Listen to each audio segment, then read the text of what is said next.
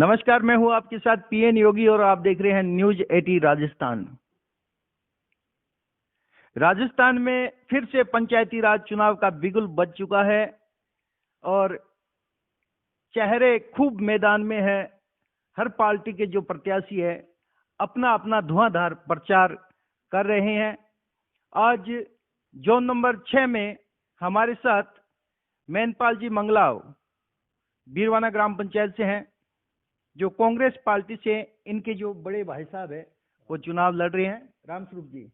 रामेश्वर जी। तो ये जो मैनपाल जी का चेहरा है ये किसी परिचय का मोहताज नहीं है। जोन नंबर 6 में नहीं, सूरतगढ़ विधानसभा में, गंगानगर जिले में इन्हें सभी पहचानते हैं। तो आज सवालों के दौर में मैनपाल जी मंगलाव से चंद सवाल। मैनपाल जी, न्यूज 80 के इस इंटरव्यू में आपका स्वागत है। धन्यवाद सर। मैनपाल जी, जो जोन नंबर 6 की पब्लिक है उनके मन में एक बहुत बड़ा प्रश्न चल रहा है कि मैनपाल मंगलाव ने खुद चुनाव क्यों नहीं लड़ा, इसके पीछे रीजन क्या है। कुछ लोग ये बोलते हैं कि वो राजनीति करना नहीं चाहते, कुछ लोग ये बोलते हैं कि उनके मस्तक में ये लकीर नहीं है कि वो राजनीति करें। क्यों, पहले आप एक बार इलेक्शन हारे, उसके बाद अभी आपने अपना पर्चा रद्द करवाया, या बाय द वे आपका पर्चा रद्द हुआ, क्या कारण है? लीडरशिप की बात करें या फिर चुनाव की बात करें या रेखा की बात करें, रेखा रुखा में तो मैं देखो विश्वास नहीं करता जी। रही बात पर्चा खारिज करवाने की, तो पर्चा अगर कोई कमी होगी तो पर्चा खारिज होगा। वो रहेगी थोड़ी बहुत त्रुटि पर्चे के अंदर, वो खारिज हो गया। और डमी पर्चा लगवाया था बड़े भाई का, तो उनको सिंबल मिल गया, तो चुनाव उनके नाम से है और मेहनत है। पिछला चुनाव भी मैंने लड़ाई है, यूँ बात नहीं है कि मैं चुनाव लड़ना नहीं चाहता या राजनीति मानना नहीं चाहता। राजनीति में मेरी शुरू से रुचि है। हमारे गुरुदेव आदरणीय राधा कृष्ण जी कुकड़वाल का काफ़ी हाथ रहा है, नेतराम जी स्वामी है, बलराम जी कुकड़वाल है, लीलाधर जी स्वामी है। इनका काफ़ी योगदान रहा है कहीं ना कहीं मुझे तैयार करने में, एक लीडरशिप पैदा करने में मेरे अंदर। उसके बाद देखें तो मैंने एक ये भी रिकॉर्ड रखा है कि जैसे मैं फर्स्ट क्लास से लेकर स्वरूपी पब्लिक स्कूल में था ब्रजलाल जी के टाइम में, तो मैं मॉनिटर रहा हूँ। मेरी क्लास में, मैं मेरे काल में मैं मॉनिटर रहा हूँ हर क्लास का। और उसके बाद में जैसे अभी 2008 से लें तो अपने बड़े स्तर की राजनीति में अपने भाग लिया। वाल ने बसपा से चुनाव लड़ा था उस समय 2008 में। गंगाजल जी उस टाइम विधायक बने थे कांग्रेस से।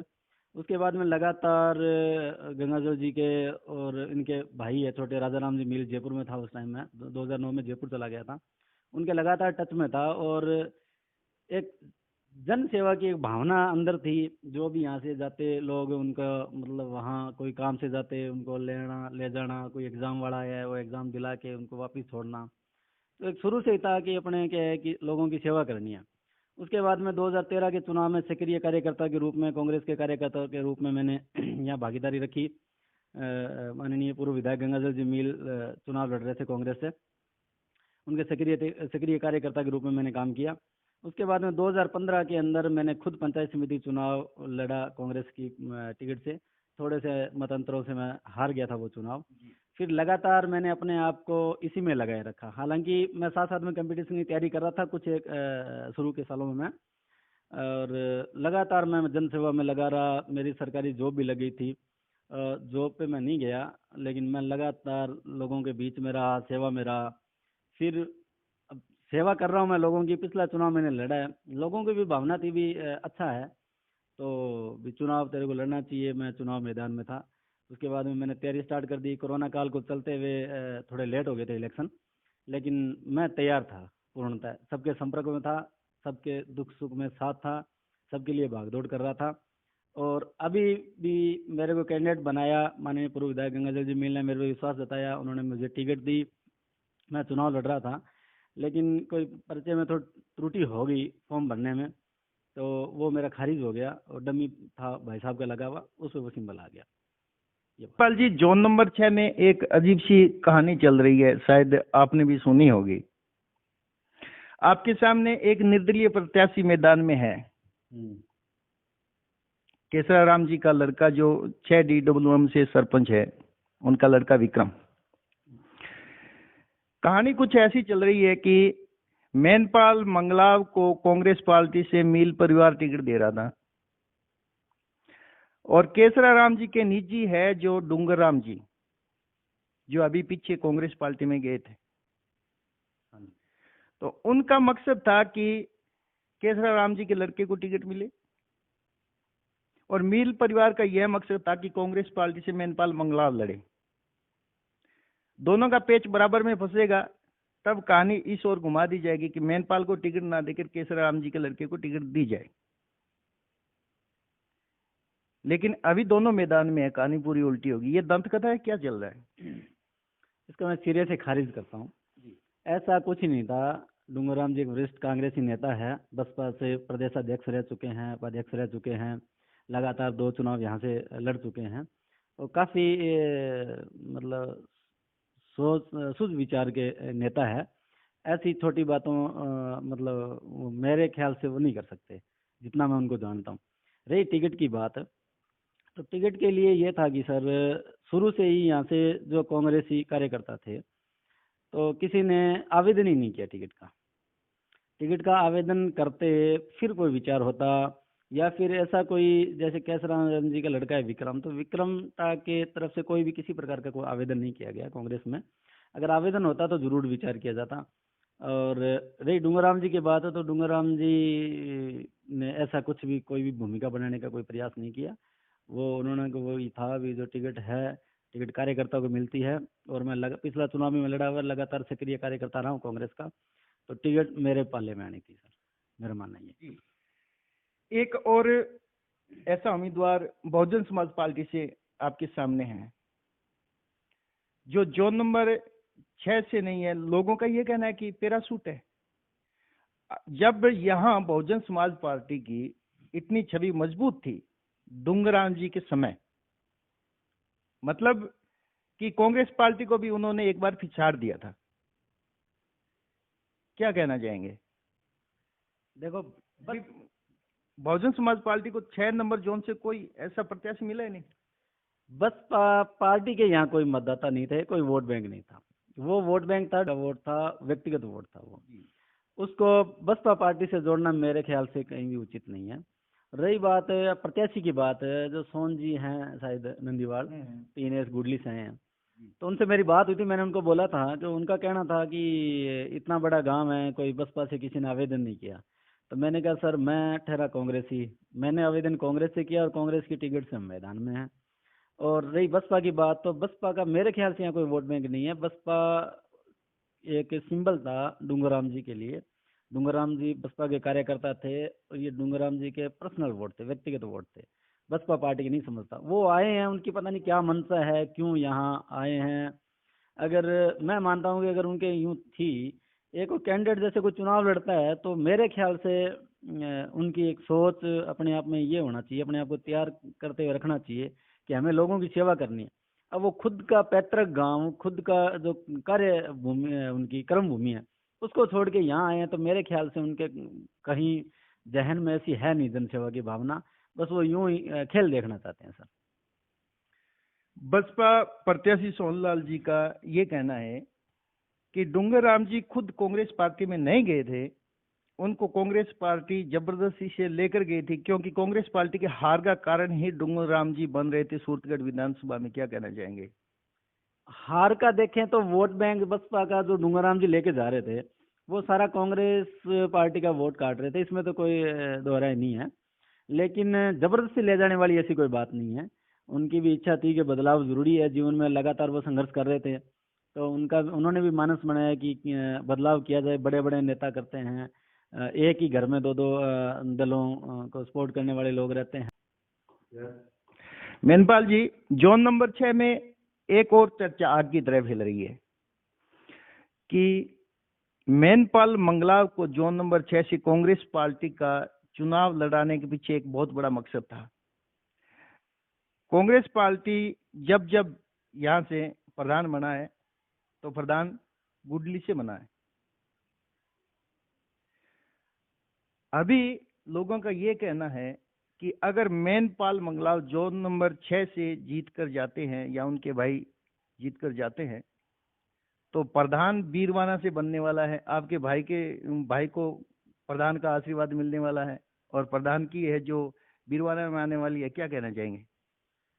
सर अभी मेरे ख्याल से तो ऐसा मैं कह नहीं सकता।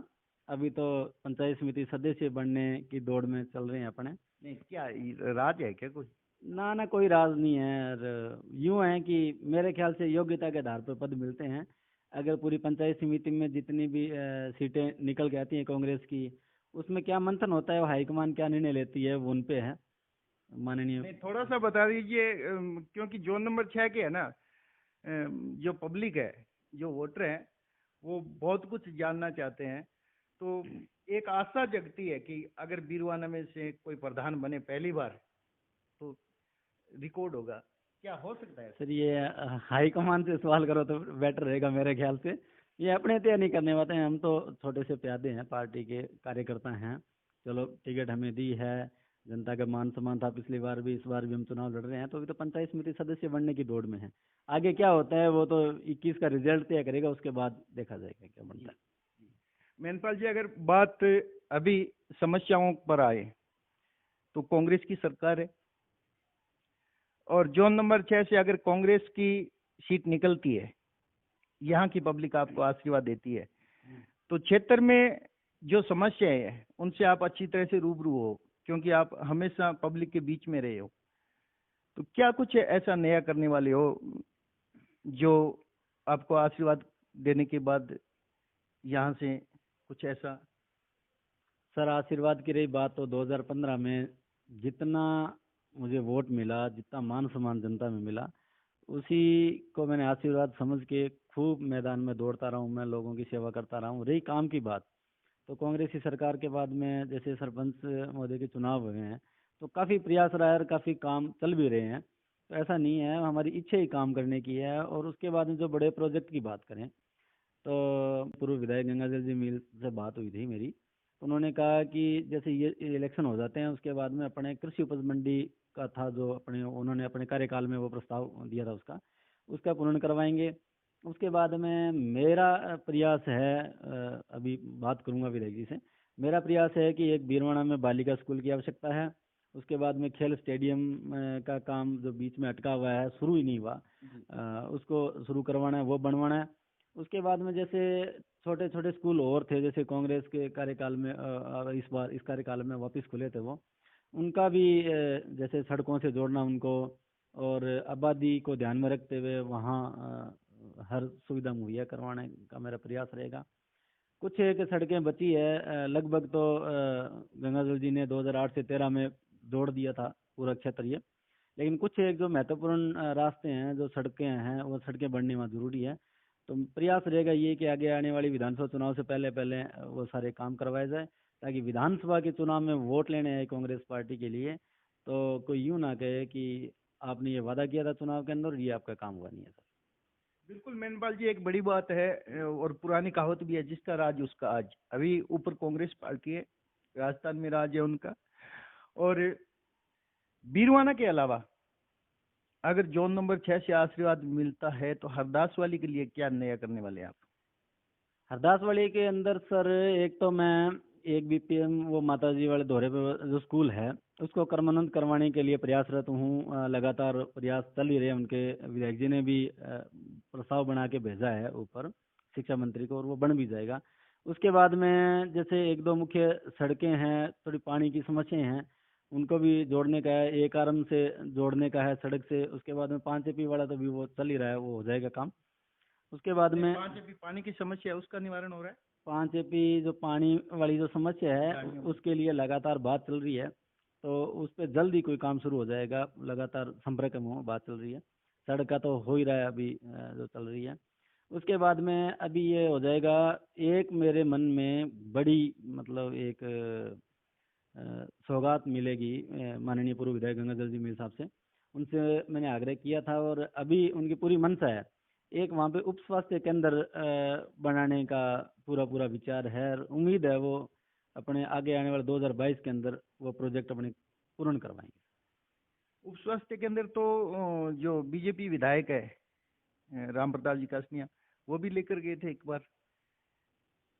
चल ही रहे हैं, उनके विधायक जी ने भी प्रस्ताव बना के भेजा है ऊपर शिक्षा मंत्री को, और वो बन भी जाएगा। उसके बाद में जैसे एक दो मुख्य सड़कें हैं, थोड़ी पानी की समस्याएं हैं, उनको भी जोड़ने का है, एक आर्म से जोड़ने का है सड़क से। उसके बाद में 5 एपी वाला तो भी वो चल ही रहा है, वो हो जाएगा काम। उसके बाद में 5 एपी पानी की समस्या है, उसका निवारण हो रहा है। 5 एपी जो पानी वाली जो समस्या है, गाड़ियों में। उसके लिए लगातार बात चल रही है, तो उस पर जल्द ही कोई काम शुरू हो जाएगा। लगातार संपर्क में बात चल रही है। सड़क का तो हो ही रहा है अभी, जो चल रही है। उसके बाद में अभी ये हो जाएगा।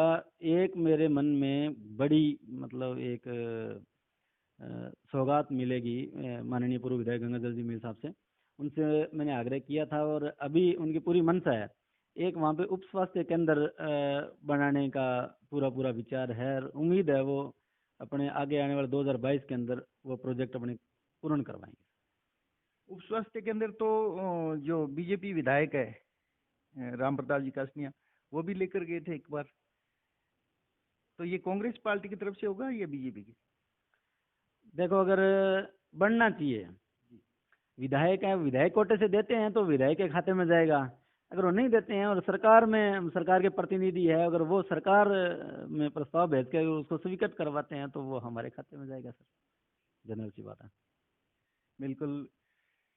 मेनपाल जी, आपके यहाँ जो 285 आरडी के पास में एक चक है, वो लोग इतने वर्षों से पानी की समस्या से जूझ रहे हैं। कल ही मेरी सर्वे हुई थी वहाँ, और पीछे भी जो बीजेपी राज के अंदर भी उन लोगों की किसी ने नहीं सुनी थी। वहाँ उन्होंने मटका फोड़ के, और जो पूर्व विधायक राजेंद्र जी बादू का पुतला फूंका था वहाँ, लेकिन फिर भी उनकी सुनवाई नहीं हुई। आखिर कारण क्या है? आज तो पूरा राज्य है और प्रत्याशी भी यहाँ से है। यह आशीर्वाद के बाद होने वाला है या?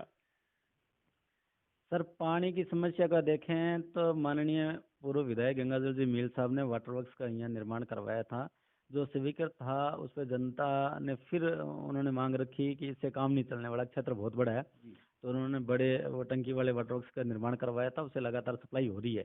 उसके बाद में एक पहले से बना हुआ था, उसको भी मेरे ख्याल से दुरुस्त करके उसको शुरू करने वाला है, और थोड़ी सी पाइपलाइन वगैरह है, उसको थोड़ा ढंग से बिछाया जाए तो प्रेशर बढ़ाया जाए तो हर घर तक पानी पहुंचेगा। और एक नई जनता जल योजना है, अगर उसको सुचारू रूप से लागू हो जाती है यहाँ पे, तो कहीं भी पानी की समस्या नहीं रहेगी सर। मेनपाल जी, एक कुछ दिन पहले की वीडियो वायरल किया था स्कूल के बच्चों ने, शायद 2 GBM ऐसा कुछ चक था, वहां से बच्चे पैदल चलकर आते हैं, और उन और उनको जैसे सरकार साइकिल उनको दे रही है, लेकिन चलाने के लिए रास्ता नहीं है। आखिर क्या कारण है?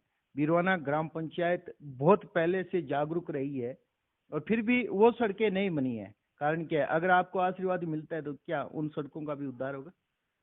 बिल्कुल सर, कांग्रेस के कार्यकाल में जितने काम इस पंचायत क्षेत्र में हुए हैं, इस सर्किल में हुए, उतने बीजेपी के कार्यकाल में पीछे नहीं हुए, ना उससे पहले हुए थे। 2008 से 13 तक जो काम हुए थे उसमें हरदासवाड़ी में कई सड़कों का निर्माण हुआ था, बीरवाना में भी बहुत सी सड़कों का निर्माण हुआ था, और ये नई जो पंचायत बनी हुई है 6 डिवीजन, उसमें भी सड़कों का निर्माण हुआ था। और अभी यहाँ 1 GBM 2 GBM के साइड में एक छोटा सा टुकड़ा बचा हुआ है, उसको जोड़ने का चल रहा है। चुनाव के बाद में उस पर ध्यान देंगे, वो टुकड़ा जोड़ेंगे। और इधर जो 200 ये 250 आरडी है, ढाई पुली बोलते हैं उसको, उस साइड भी अगर है, ये चल रहा है कोई सड़क का, तो ये महत्वपूर्ण मतलब श्रेणी में रहेगा। ये 2-4 काम है सड़कों का, जोड़ना भी जरूरी है। बालिकाएं हैं, अगर उनको साइकिल दिए तो साइकिल चलाने के लिए रास्ता भी चाहिए सर, जरूर सर। मेनपाल जी, हरदास वाली की एक बहुत बड़ी समस्या है बालिका विद्यालय, उप स्वास्थ्य केंद्र, पशु चिकित्सालय।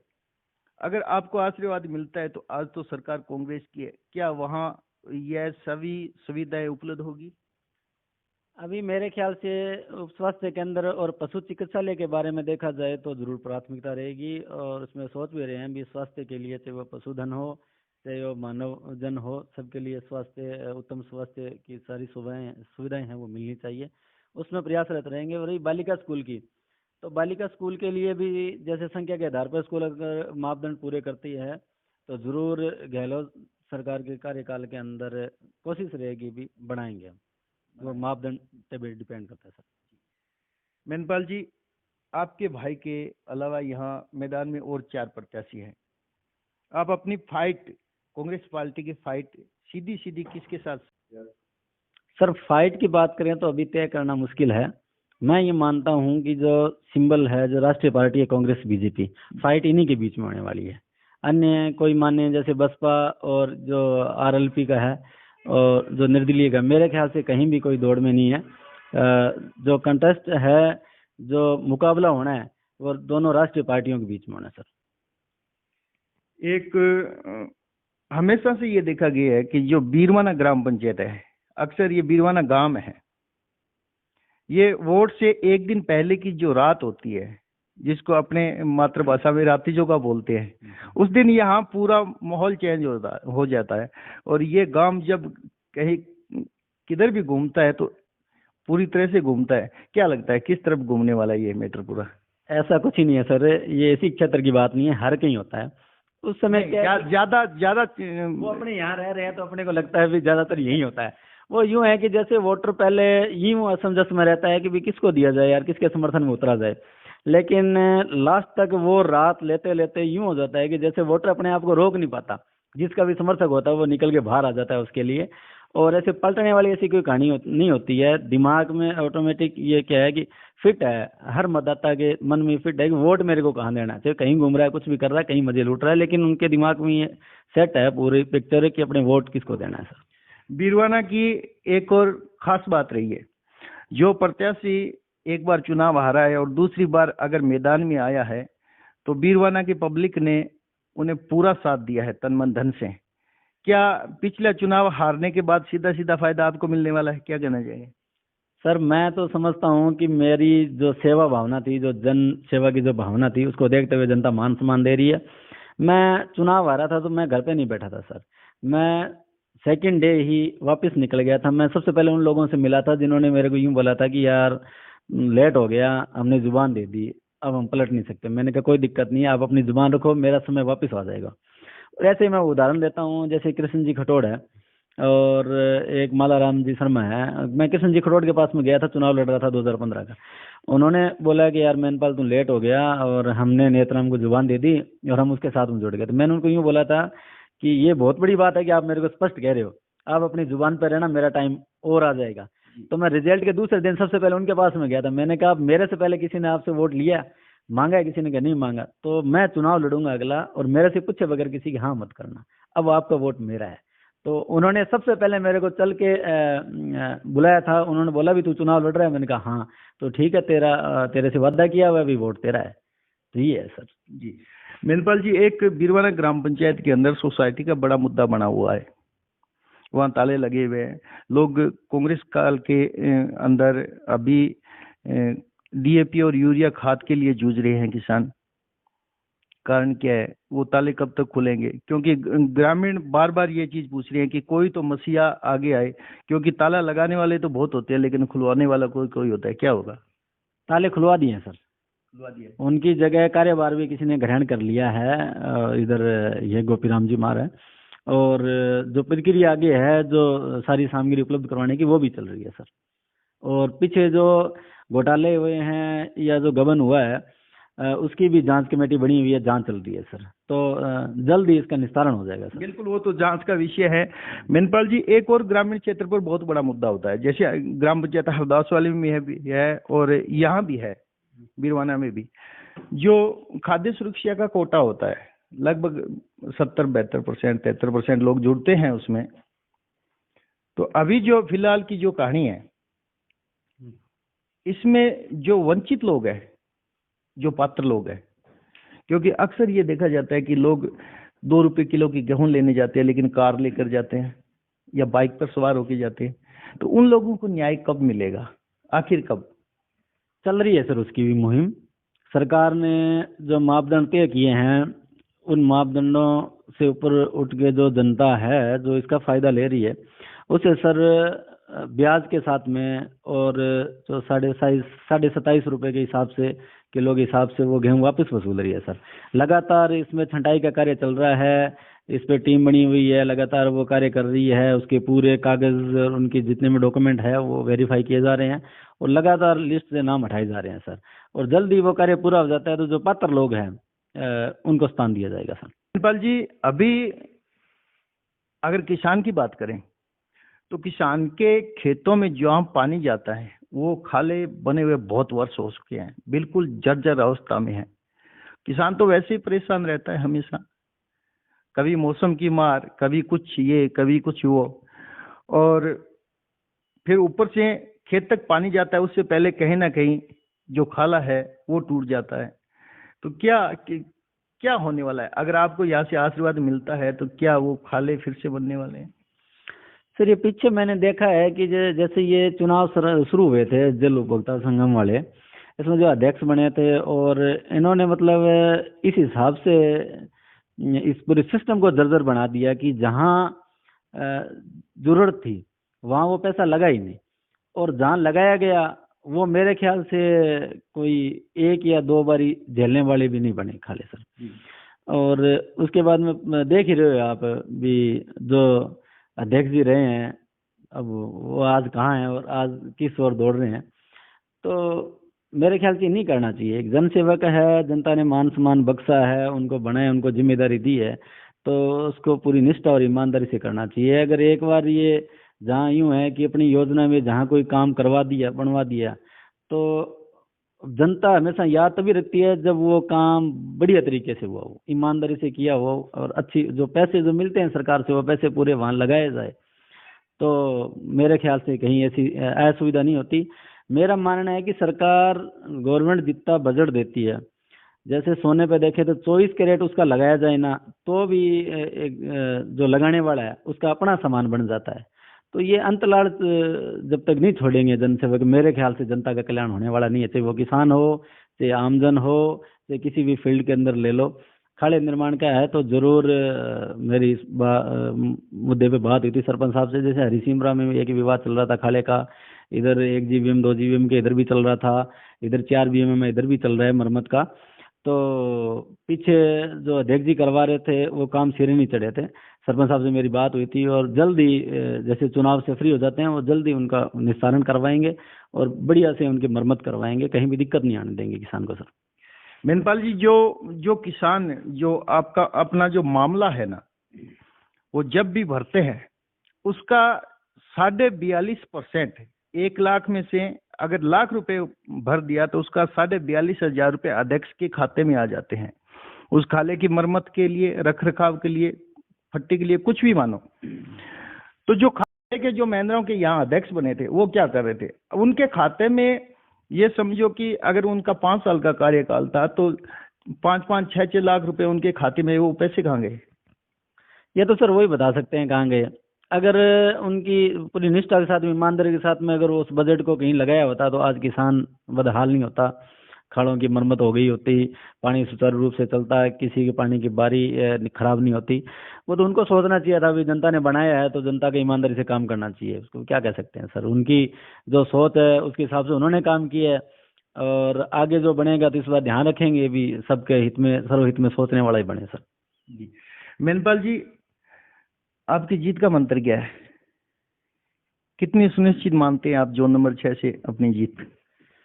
सर, एक चुनाव मेरे ख्याल से, जैसे मैं सब जगह जाता हूं तो एक बात कहता हूं कि चुनाव करवाने का एकमात्र उद्देश्य यही है कि चुनाव लड़ने वाले चाहे 50 हो, 10 हो, 5 हो, 2 या 3 हो, चुनाव चुनने का अपने को अधिकार है। अपने वोट देने जाते हैं तो वोट भुगतान करने वालों को पता नहीं होता भी ये बंदा किसको दे रहा है, पूरे गत्ते के पीछे जाके अपने वोट करते हैं। पहले चाहे कुछ भी सोचें, उस समय ये जरूर सोचना चाहिए कि जितने कैंडिडेट है, जैसे इधर अभी 5 कैंडिडेट है, तो उन 5 को ध्यान में रखते हुए ये सोचना चाहिए कि उन्होंने पीछे क्या किया है आज तक, आज उन्होंने कितनी उम्र ले ली, पीछे के उम्र में उन्होंने क्या किया है, कौन से जन सेवा के काम किए, कौन से जन कल्याण के काम किए हैं। अगर इसको दे दे मौका तो ये क्या कर सकता है, ये सब ध्यान में रखना चाहिए मेरे ख्याल से। और सर्वश्रेष्ठ उम्मीदवार को ही वोट देना चाहिए सर। और मेरे ख्याल से मैं यूं मानता हूँ कि जैसे पिछले चुनाव 2015 में हुआ था, अभी 22 लगने वाला, लगातार मैं लोगों के बीच में रहा हूँ, लगातार सेवा करता रहा हूँ लोगों को, तो मेरे ख्याल से जनता मुझे अनदेखा नहीं कर सकते। मेरी मेहनत का मुझे फल देंगे, मुझे आशीर्वाद देंगे। पीछे भी मान सम्मान खूब दिया था जनता ने, इस बार भी जनता मान सम्मान देगी, और मैं निरंतर अपने आप को लोगों की सेवा में लगाए रखूंगा सर। इसको अब जीत का देखें तो मेरे ख्याल से जनता मेरे साथ में धोखा नहीं कर सकती, मुझे जरूर मान सम्मान देगी, मेरी मेहनत का फल देगी सर। बिल्कुल। और वैसे भी बीरवाना पहली रात में घूमता है, जब दूसरे दिन रिलैक्स में होते हैं, देखते हैं किस तरफ घूमता है। और हमारी तरफ से आपको जीत की आगामी शुभकामनाएं, बधाई हो आपको। बिल्कुल सर, बहुत बहुत धन्यवाद। क्योंकि हम तो सभी के लिए दुआ करते हैं मेनपाल जी, हमारे तो वो है कबीरा खड़ा बाजार में सबकी मांगे खैर, ना काहू से दोस्ती ना काहू से बैर।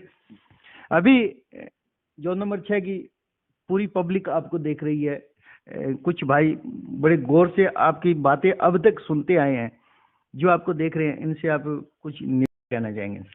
मैं पहले तो मीडिया की बात कर लूँ, भी आप कह रहे हो भी सबके ये आपने सोचते हो आप। मैं कह रहा हूँ कि लोकतंत्र का चौथा स्तंभ है मीडिया। अगर मीडिया अपना काम ईमानदारी से करें तो मेरे ख्याल से एक अच्छे जनसेवक को उभार के लाने में मीडिया का बहुत बड़ा हाथ है। अगर मीडिया ईमानदारी से काम करेगी तो अच्छे जनसेवक मैदान में रहेंगे, और जो मौका दे के सेवा का नाम लेके जो निकलते हैं घर से बाहर, मेरे ख्याल से ऐसे लोगों को जैसे आप मीडिया के सामने लेके आओगे, जनता के सामने लेके आओगे, तो सच्चाई छुपेगी नहीं, सबके सामने आ जाएगा भी क्या चल रहा है क्या नहीं चल रहा है, क्या इसके विचार है, क्या इसके दृष्टिकोण है सर। तो आपकी बहुत बड़ी भूमिका है। मैं तो कहता हूँ ईमानदारी से आप करोगे तो यहाँ भी नितार हो जाएगा भी कौन क्या करने वाला है और क्या कौन कौन सी सोच रखने वाला है। रही निवेदन की बात, तो पूरे क्षेत्रवासियों से मैं ये निवेदन करना चाहता हूँ कि आने वाली 18 तारीख को कांग्रेस पार्टी से उम्मीदवार मेरे बड़े भाई रामेश्वर मंगलाव को ज़्यादा से ज़्यादा मत देकर विजय बनाएं। मैं भविष्य में कभी भी आपको शिकायत का मौका नहीं आने दूंगा, निरंतर अपने आप को आपके बीच में लगाए रखूंगा, सेवा में लगाए रखूंगा। 24 घंटे में सभी क्षेत्रवासियों के लिए हाजिर हूँ, पीछे भी रहा था और आगे भी रहूंगा, निरंतर रहूंगा। जब तक मेरा जीवन है तब तक आप लोगों की सेवा में निरंतर अपने आप को लगाए रखूंगा सर। बहुत बहुत धन्यवाद। ये थे जो नंबर 6 से कांग्रेस प्रत्याशी रामेश्वर जी के भाई मेनपाल जी मंगलाव। मिलते हैं नेक्स्ट टाइम में एक अन्य भावी डायरेक्टर के साथ। तब तक देखते रहिए न्यूज़ 80 राजस्थान। सहयोगी भवानी शंकर के साथ मैं पीएन योगी।